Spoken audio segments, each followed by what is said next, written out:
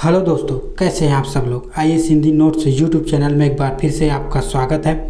आज हम अगस्त महीने के कुछ महत्वपूर्ण करंट अफेयर के टॉपिक्स पर चर्चा करेंगे जो आपके आगामी परीक्षा यूपीएससी प्रीलिम्स 2023 के लिए बहुत ही महत्वपूर्ण होने वाली है। तो चलिए दोस्तों, बिना किसी देरी के स्टार्ट करते हैं।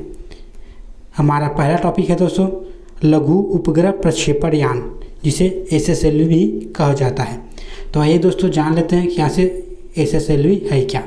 तो दोस्तों यह 3 चरणों वाला एक ठोस वाहन है जिसमें 3 ठोस ईंधन और एक टर्मिनल चरण होता है।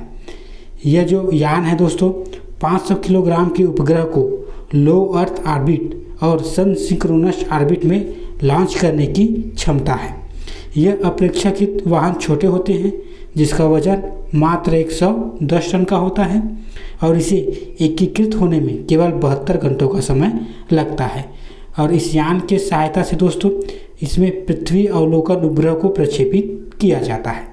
तो दोस्तों ये थे लघु उपग्रह प्रक्षेपण यान के संबंधित कुछ महत्वपूर्ण जानकारी, आप इसे जरूर याद रखिएगा। तो चलिए दोस्तों हम अगले टॉपिक पर चलते हैं। हमारा अगला टॉपिक है दोस्तों प्रवर्तन निर्देशालय या ईडी।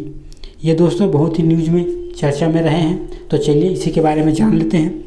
ये दोस्तों भारत सरकार की वित्त मंत्रालय की राजस्व विभाग के अधीन एक विशेष वित्तीय जांच एजेंसी है और इसका जो मुख्यालय है दोस्तों वह है नई दिल्ली में। इसकी स्थापना 1956 में की गई थी। जो प्रवर्तन निर्देशालय है दोस्तों उसके 10 जोनल कार्यालय हैं और 5 क्षेत्रीय कार्यालय हैं।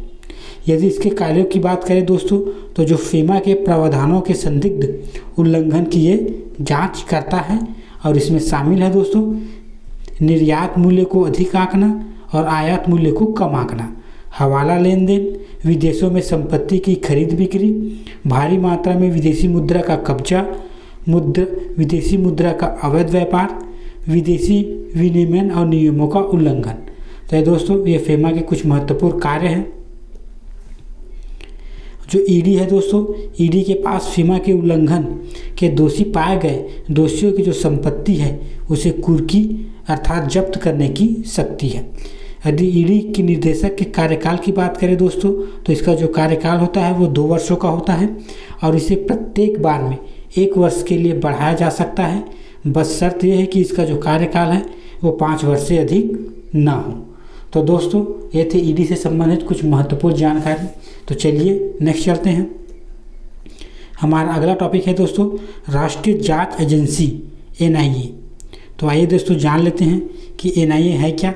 तो दोस्तों इसका गठन राष्ट्रीय जांच एजेंसी अधिनियम 2008 के तहत किया गया था। यह एक वैधानिक निकाय है।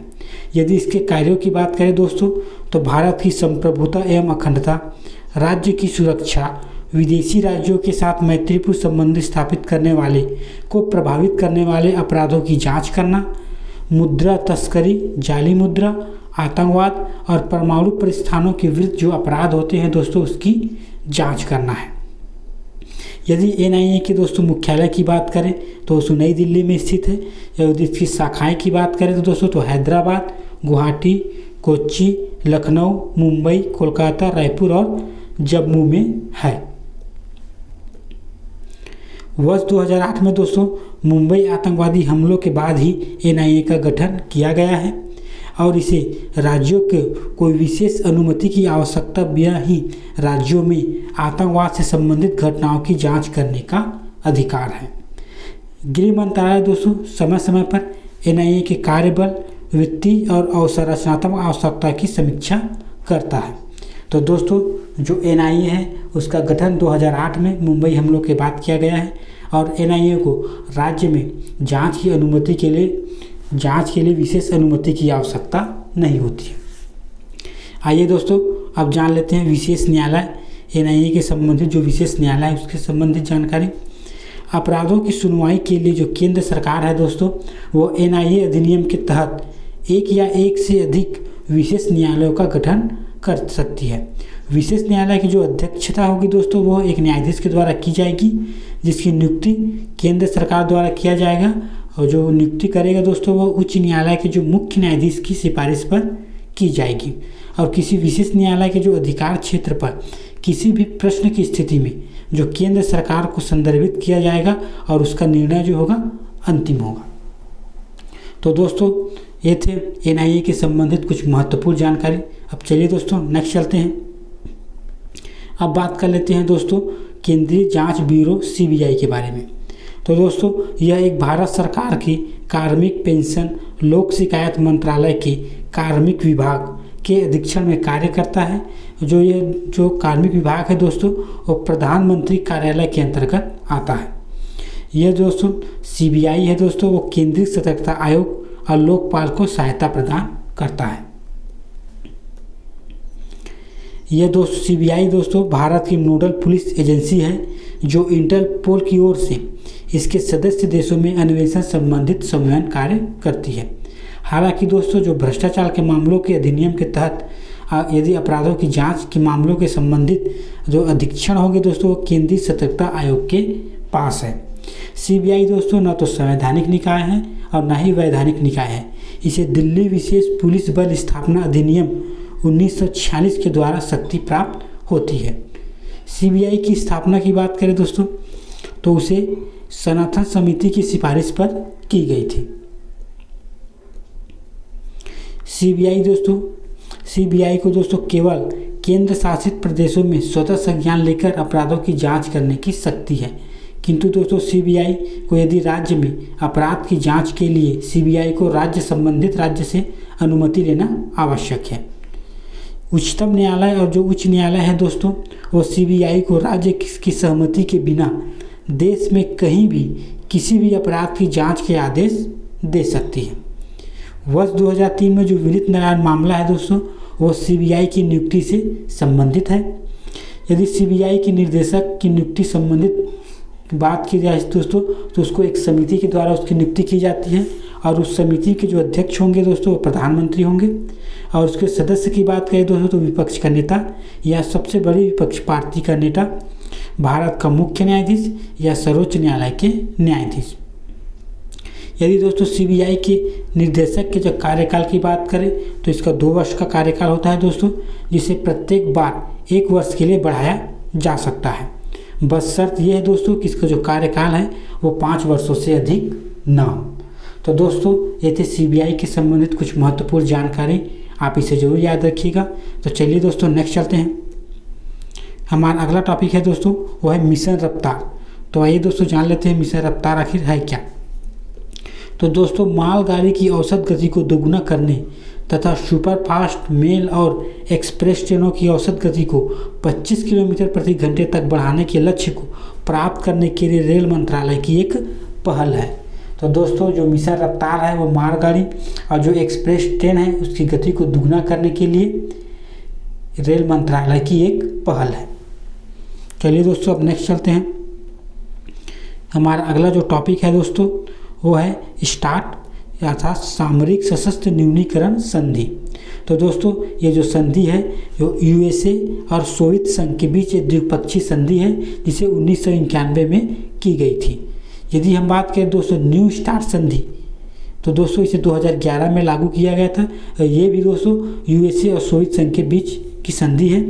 इसकी अवधि को दोस्तों बात करें तो 2021 तक थी, जिसे 5 साल और बढ़ाकर 2026 तक कर दिया गया है।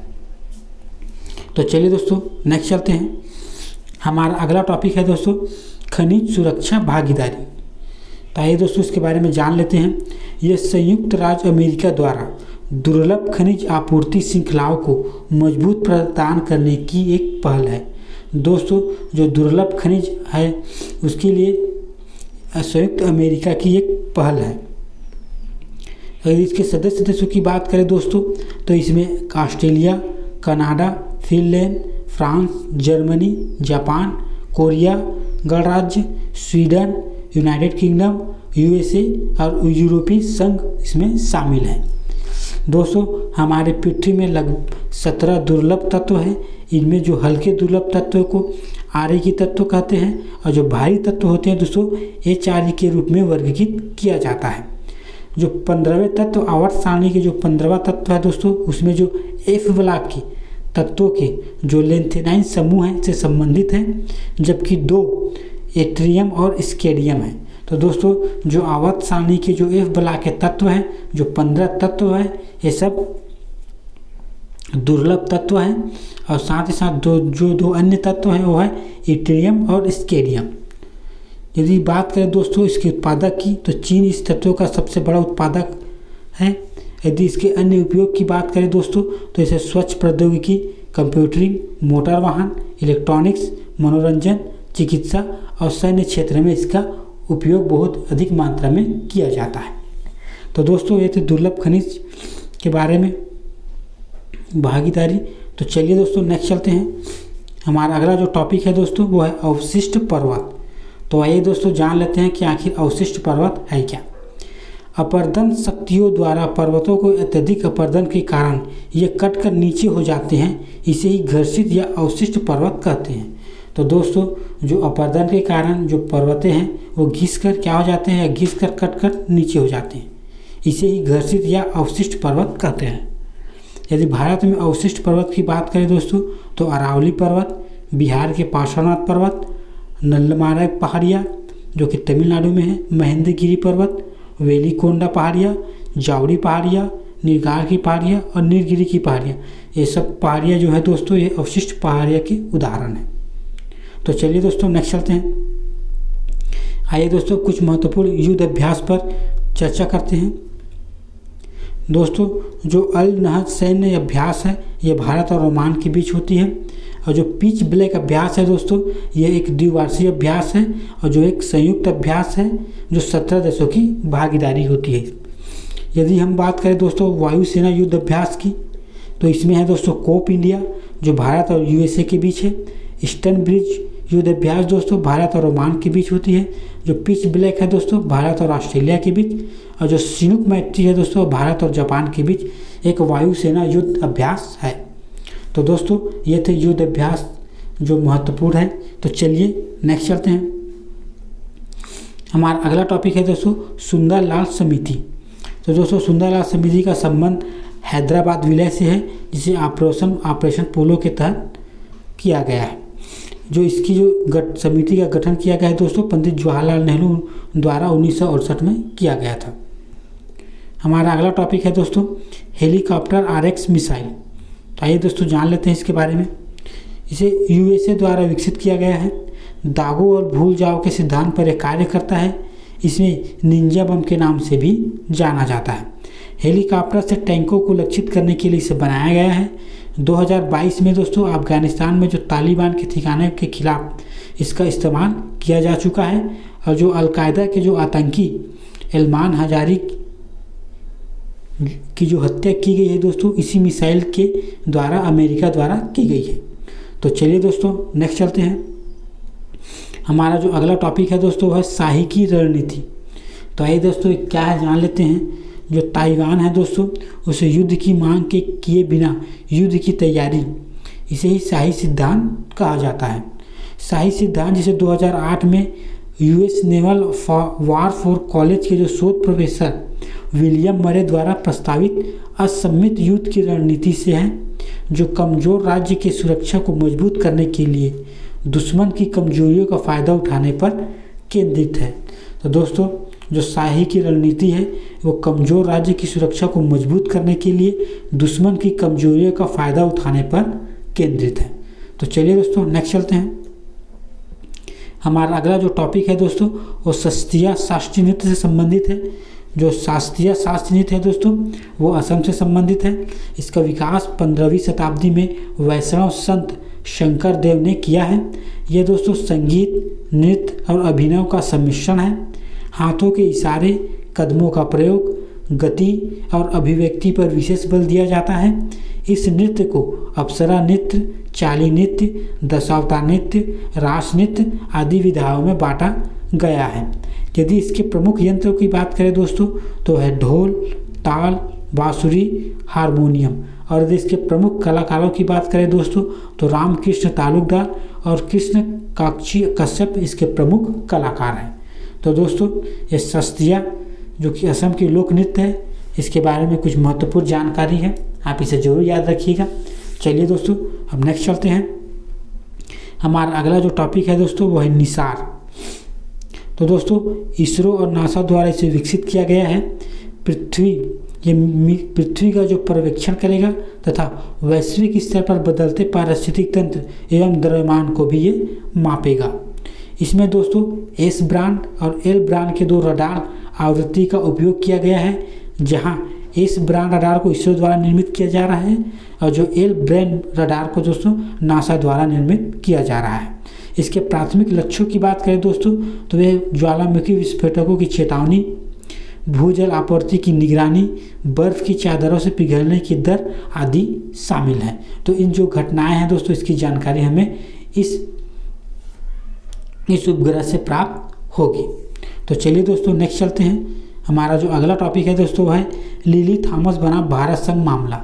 तो दोस्तों इस मामले में जो सर्वोच्च न्यायालय ने यह सुनिश्चित किया कि न तो जो दोषी अपराधी चुनाव लड़ पाएंगे और न ही संसद या राज्य विधानमंडल में जगह पाएंगे। तो दोस्तों 2013 में जो लिली थॉमस बनाम भारत संघ मामले में सर्वोच्च न्यायालय ने फैसला दिया है कि जो दोषी व्यक्ति है वो न तो चुनाव लड़ पाएंगे और न ही संसद या राज्य विधानसभा में अपनी जगह बना पाएंगे। तो चलिए दोस्तों नेक्स्ट चलते हैं। हमारा अगला टॉपिक है दोस्तों पारसी धर्म से संबंधित है। तो आइए दोस्तों जानते हैं पारसी धर्म के बारे में। तो दोस्तों पारसी धर्म का जो धर्म ग्रंथ है वो जैन अवेस्ता है और ये जो है दोस्तों अग्नि और जल को शुद्ध प्रतीक माना जाता है। दक्षमा, नाशिनी, लाश विनाश का एकमात्र तरीका है। पारसी धर्म की स्थापना दोस्तों पैगंबर जैथ्रुत ने ईरान के 16वीं शताब्दी के ईसा पूर्व में की थी। पारसी धर्म दोस्तों एकस्वरवादी है और द्वैतवादी दोनों की विशेषता पाई जाती है। पारसी समुदाय दोस्तों एक बंद समुदाय है, अर्थात दोस्तों किसी दूसरे समुदाय के व्यक्ति को स्वीकार नहीं करता है। यदि मान लो दोस्तों पारसी धर्म का कोई एक लड़का किसी अन्य धर्म की लड़की से शादी करता है तो दोस्तों उस लड़की को पारसी धर्म में जगह नहीं दी जाएगी। उसी प्रकार दोस्तों यदि एक पारसी लड़की किसी अन्य धर्म के लड़के से विवाह करता है तो उस अन्य लड़के को भी पारसी समुदाय में जगह नहीं दी जाएगी।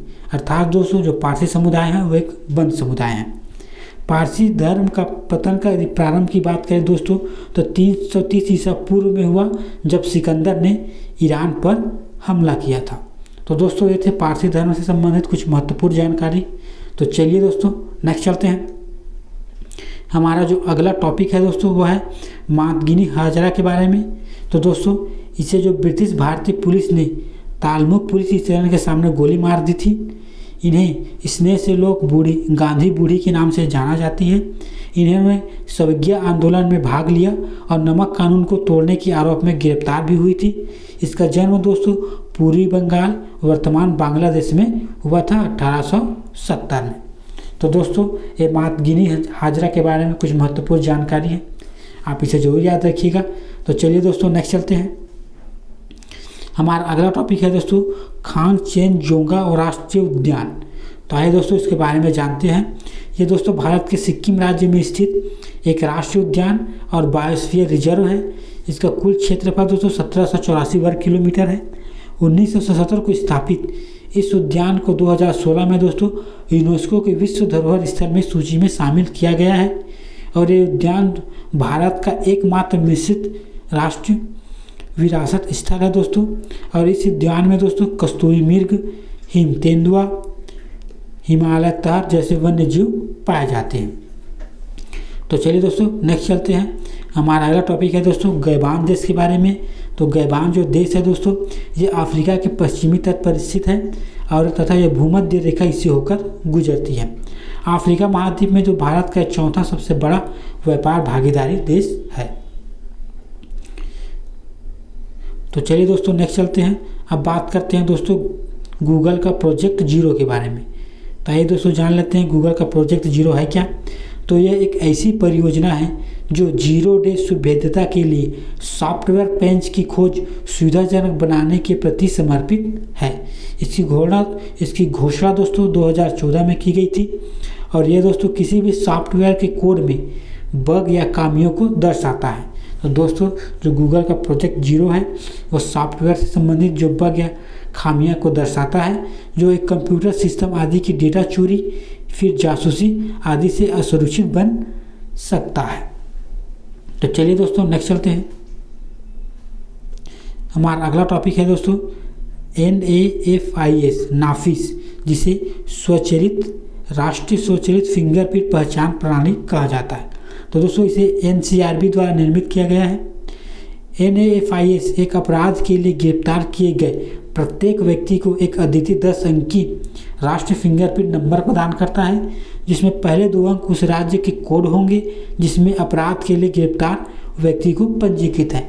तो दोस्तों जो राष्ट्रीय स्वचालित फिंगरप्रिंट पहचान प्रणाली कैदियों के लिए है, जिसे 10 अंकों का राष्ट्रीय फिंगरप्रिंट अंक प्रदान किया जाएगा, और जिसमें कि जो 2 अंक होंगे वो होंगे राज्य के कोड होंगे जिसमें अपराध के लिए उन्हें गिरफ्तार या पंजीकृत किया गया है। दोस्तों जो मध्य प्रदेश है दोस्तों, वो NIFS के माध्यम से एक मृत व्यक्ति की पहचान करने वाला देश का पहला राज्य बन गया है। इससे पहले भी दोस्तों 1992 में भारत इस तरह की स्वचालित फिंगरप्रिंट पहचान प्रणाली प्रारंभ कर चुका है, जिसे पहले FACTS इफेक्ट कहा जाता था। तो चलिए दोस्तों नेक्स्ट चलते हैं। हमारा जो अगला टॉपिक है दोस्तों, वो है नालसा के संबंधित में राष्ट्रीय विधिक सेवा प्राधिकरण, जिसे नालसा कहा जाता है। तो आइए दोस्तों इसके बारे में जानते हैं। इसका गठन दोस्तों 1995 में कानूनी सेवा प्राधिकरण अधिनियम 1987 के तहत किया गया है। इसका उद्देश्य दोस्तों योग्य उम्मीदवारों को मुफ्त कानूनी सेवाएं प्रदान करना और मामलों के त्वरित समाधान के लिए लोक अदालत का आयोजन करना है। तो दोस्तों जो नालसा का मुख्य उद्देश्य है दोस्तों, जो मुफ्त कानूनी सेवाएं प्रदान करना। भारत के जो मुख्य न्यायाधीश होंगे दोस्तों, वो नालसा के प्रधान संरक्षक होंगे, तथा भारत के जो सर्वोच्च न्यायालय के जो वरिष्ठ न्यायाधीश नालसा के कार्यकारी अध्यक्ष होते हैं। तो चलिए दोस्तों नेक्स्ट चलते हैं। अब बात करते हैं दोस्तों बाबू जगजीवन राम के बारे में। तो दोस्तों इन्होंने ब्रिटिश शासनकाल के खिलाफ भारत छोड़ो आंदोलन में भाग लिया और इससे जुड़ी महत्वपूर्ण गतिविधियों में उन्हें 1940 के दशक में 2 बार जेल जाना पड़ा था। वे वर्ष 1946 में जवाहरलाल नेहरू की अंतरिम सरकार में सबसे युवा मंत्री बने। उन्होंने दोस्तों आपातकाल के दौरान 1975 से 70 में तत्कालीन प्रधानमंत्री इंदिरा गांधी का समर्थन किया, किंतु वर्ष 1970 में उन्होंने कांग्रेस छोड़ दी और जनता पार्टी में शामिल हो गए। तत्पश्चात दोस्तों उन्होंने जनता पार्टी की सरकार में भारत के उप प्रधानमंत्री 1970 से 1979 के रूप में कार्य किया। सबसे अधिक लंबे समय तक कैबिनेट मंत्री लगभग 30 वर्ष तक रहने का रिकॉर्ड बाबू जगजीवन के नाम रिकॉर्ड दर्ज है। इसका जन्म दोस्तों 1908 में बिहार में हुआ था और इसकी जयंती को समता दिवस के रूप में मनाया जाता है।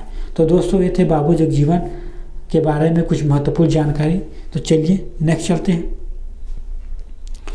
हमारा अगला टॉपिक है दोस्तों, वो है कृषि लागत और मूल्य आयोग, जिसे CACP कहा जाता है। तो दोस्तों इसे जनवरी 1965 में इसका अस्तित्व में आया था और दोस्तों ये भारत सरकार की एक विकेंद्रीकृत एजेंसी है और इसका जो पहले नाम था दोस्तों वह कृषि मूल्य आयोग था और जो CACP है दोस्तों MSP की, जो केंद्र सरकार से दोस्तों MSP की सिफारिश करता है।